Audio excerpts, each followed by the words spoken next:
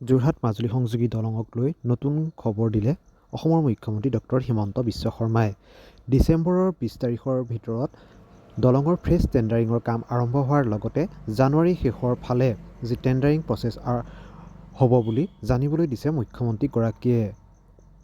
কি মন্তব্য আগবঢ়ালে মাজুলী যোৰহাট সংযোগী দলঙক লৈ অসমৰ মুখ্যমন্ত্ৰী ডক্টৰ হিমন্ত বিশ্ব শৰ্মাই শুনোৱা হওক। আৰু এই জনাওঁ যে প্ৰায় বিগত আজি 4 মাহেই সম্পূৰ্ণ হ'বগৈ হ'ল যোৰহাট মাজুলী সংযোগী দলঙৰ কাম বন্ধ হৈ থকা। এতিয়া উত্তৰ প্ৰদেশ কৰ্পোৰেশ্যনে দলংখনৰ কাম এৰি দিলে। অহা 20 তাৰিখৰ ভিতৰত দলংখনৰ ফ্ৰেছ টেণ্ডাৰৰ কাৰণে এষ্টিমেট হ'ব। জানুৱাৰীৰ শেষৰ ফালে দলংখনৰ টেণ্ডাৰ হ'ব আৰু মই ভাবোঁ যে মাৰ্চ মাহমানৰ পৰা ফেব্ৰুৱাৰী মাহমানৰ পৰা নতুন কণ্ট্ৰেক্টৰ আহি যাব।